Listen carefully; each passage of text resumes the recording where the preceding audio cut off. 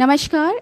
आज हम लोग सत्र 2023 के लिए सीबीएसई के द्वारा जारी पाठ्यक्रम हिंदी आधार कोड 302 के बारे में बात करेंगे। इसके अंतर्गत प्रश्न पत्र कितने अंकों का है, प्रश्न पत्र का प्रारूप क्या होगा इत्यादि। इस पर बात करने के लिए हमारे मध्य हिंदी के अध्यापक उपस्थित हैं, श्री रमेश रंजन जी।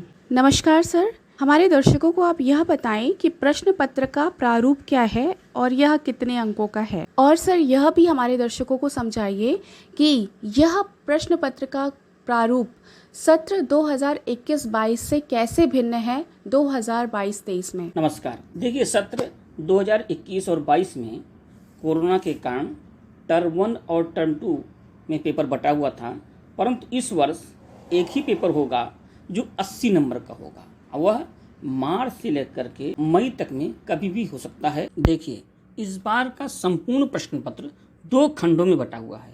पहले खंड का नाम है खंड अ, जो पूर्णतः वस्तुपरक होगा, और खंड ब जो होता है वह पूर्णतः वर्णात्मक होगा। खंड अ भी 40 अंक का होगा और खंड ब भी 40 अंक का ही। खंड अ में 45 प्रश्न होंगे, जिनमें से आपको 40 प्रश्न करने पड़ेंगे। उसी प्रकार से खंड ब है जो पूर्णतः वर्णात्मक होगा और इसमें हर प्रश्न के अनुसार विकल्प दिए रहेंगे। यह भी 40 अंक का होगा। अब हम खंड अ का विस्तृत रूप से ब्यौरा प्राप्त करते हैं। देखिए, पहले भाग में अपठित गद्यांश होगा जो कुल 300 शब्दों का होगा और इससे 10 प्रश्न पूछे जाएंगे। प्रत्येक प्रश्न 1 नंबर का होगा। इस तरह से यह गद्यांश कुल 10 नंबर का होगा। इसके बाद 2 अपठित पद्यांश रहेंगे, पर उनमें से करना एक ही पड़ेगा और इनमें से कुल 5 प्रश्न पूछे जाएंगे जो 1-1 नंबर के होंगे, अर्थात 5 अंक के। इस प्रकार से हम देखते हैं कुल अपठित से 15 अंक के प्रश्न पूछे जाएंगे।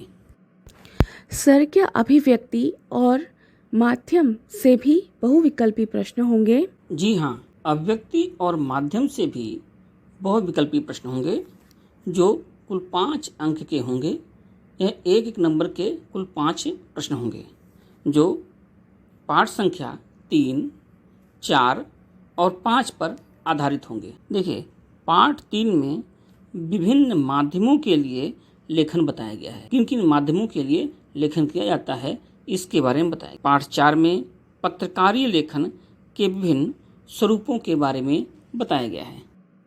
देखिए, पाठ 4 के अंतर्गत पत्रकारीय लेखन क्या है इसके बारे में बताया गया है, जैसे कि समाचार कैसे लिखें, समाचार लेखन क्या है, समाचार लेखन के अंक कौन कौन से हैं, 6 ककार कौन कौन से हैं, फीचर क्या है, फीचर कैसे लिखें, विशेष रिपोर्ट क्या है और उसको कैसे लिखें, संपादकीय लेखन क्या होता है, स्तंभ लेखन क्या होता है और संपादक के नाम पत्र, यह सब बताया गया है आपको पाठ 4 के अंतर्गत। तो एक बार फिर देखते हैं कि इस पाठ 4 के अंतर्गत क्या आता है।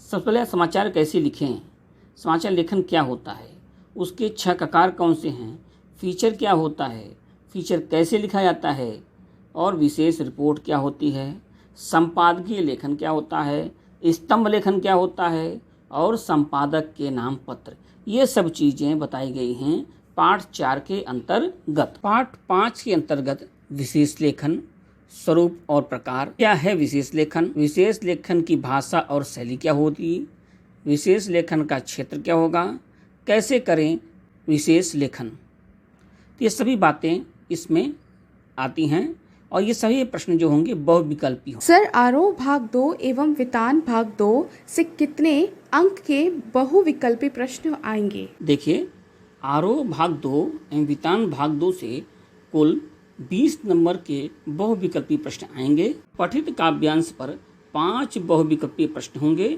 जो 1-1 नंबर के होंगे और पठित गद्यांश पर भी आधारित 5 बहुविकल्पी प्रश्न होंगे जो 1-1 नंबर के होंगे। इस प्रकार से यह 5 अंक होगा। इस तरह से आरोह से कुल 10 अंक के बहुविकल्पी प्रश्न आएंगे। अब जो हमारी दूसरी पुस्तक है वितान, उससे भी 10 बहुविकल्पी प्रश्न आएंगे जो एक एक नंबर के होंगे, अर्थात 10 अंक का प्रश्न उससे भी आएगा। खंड बा अर्थात वर्णात्मक प्रश्नों के बारे में विस्तार से बताने की कृपा करें। खंड ब, इसमें वर्णात्मक प्रश्न आएंगे। यह भाग भी कुल 40 अंक का है। इसके अंतर्गत सबसे पहले अव्यक्ति और माध्यम नामक पुस्तक के पाठ संख्या 3, 4, 5, 11, 12, 13 पर आधारित प्रश्न होंगे जो कुल 20 अंक के होंगे। सबसे पहले 4 अप्रत्याशित विषयों से किसी एक विषय पर रचनात्मक लेखन करना होगा जो 120 शब्दों में होगा, अर्थात 120 शब्दों में आपको लिखना है। देखिए 4 विषय दिए रहेंगे, उनमें से किसी एक विषय पर आपको रचनात्मक लेखन करना पड़ेगा। इसके अंतर्गत जो दूसरा प्रश्न आएगा वह कहानी का नाट्य रूपांतरण है, रेडियो नाटक है, अप्रत्याशित विषयों पर लेखन है। इसके अंतर्गत कुल 3 प्रश्न दिए रहेंगे जिनमें से आपको 2 प्रश्न करना है और यह 3-3 अंक का होगा और इसकी शब्द सीमा जो है वह 60 शब्द है, अर्थात एक प्रश्न के लिए 60 शब्दों में लिखना होगा।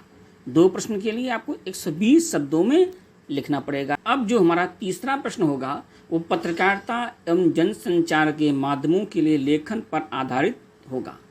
इसमें भी 3 प्रश्न होंगे जिसमें 2 प्रश्न आपको करने। एक प्रश्न 4 अंक का होगा, अर्थात 2 प्रश्न 8 अंक का होगा और एक प्रश्न के लिए आपको 80 शब्द लिखना, अर्थात 2 प्रश्न में आपको 160 शब्द लिखना पड़ेगा। क्या हमारी पाठ्य पुस्तक आरोह से भी वर्णात्मक प्रश्न होंगे? जी हाँ, आरोह भाग 2 से भी 20 अंक के प्रश्न आएंगे जो इस प्रकार से होंगे। काव्य खंड पर आधारित 3 प्रश्नों में से किन्हीं 2 प्रश्नों के उत्तर देने होंगे और यह प्रश्नों के उत्तर जो देने होंगे वह लगभग 60 शब्दों में देने होंगे और एक प्रश्न जो होगा वह 3 अंक का होगा। इस प्रकार से 2 प्रश्न हुए 6 अंक के। अब काव्य खंड पर ही आधारित 3 प्रश्नों में से 2 प्रश्न करने होंगे जो 40 शब्दों में करने हैं।